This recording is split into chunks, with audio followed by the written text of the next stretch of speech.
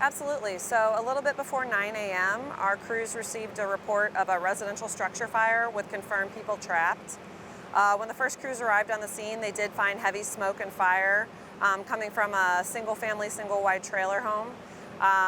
They did confirm with one of the residents that there was a juvenile trapped inside. They were able to make entry and locate that child. They were able to extricate her from the home itself, and she was placed in the care of EMS. That child was transported to Children's Hospital in critical condition. At home at the time of the fire was also a mom and a sibling. They were also both transported to the hospital with minor injuries in stable condition for evaluation. Okay. Are you able to share any of like what happened with the kid? Like specific, like was it a burn?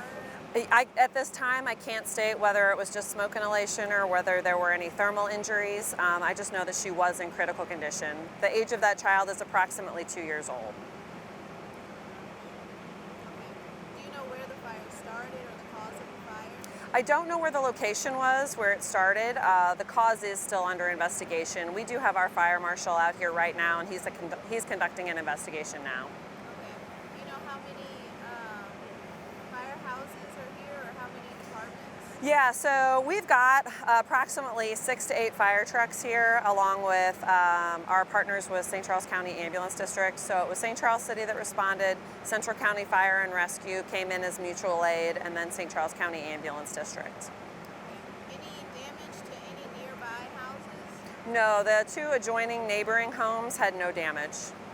No pets or anything? Not that I'm aware of, no. Okay. Yeah, was the family able to call the 911 themselves, or was it a neighbor that called in? Or? I believe that the first call that came in was from one of the residents of the home, was from the mother. I don't know if there were any additional calls that were fielded by neighbors. Like I said, there was pretty significant smoke and fire, so it definitely, people in the neighborhood were aware. How long did it take for them to put out the fire? I'm not sure if you mentioned that. So once they got on the scene, they immediately started performing search for that child, and then fire attack was also begun. I think the fire was brought under control in less than 10 minutes. They act a little differently when they're searching for somebody, is that right? Absolutely. So one of the first things that we want to know when we arrive on a scene like this is whether or not anyone's in the home. We search regardless, but when we have confirmation that there is someone trapped, there's obviously a sense of urgency there. So crews went in and immediately started searching, and luckily they were able to locate that victim and bring her out. Did the resident have an idea of where the child was to help you guys out? I think she was able to give some direction to guys when they first arrived on the scene that kind of pointed them in the right direction. But again, you never know what happens by the time she last saw the child and was able to exit the home. So we really do a systematic approach when it comes to search, and they were able to find that child pretty quickly.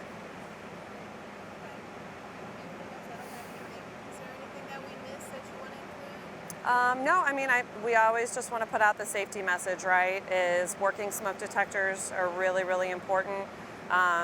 Teaching your kids, your entire family, to know 2 ways out of a home. If your main course of exit is blocked, we always want to make sure we have another option on how to get out. Sometimes that's not always feasible, but it's just a good safety reminder for everyone.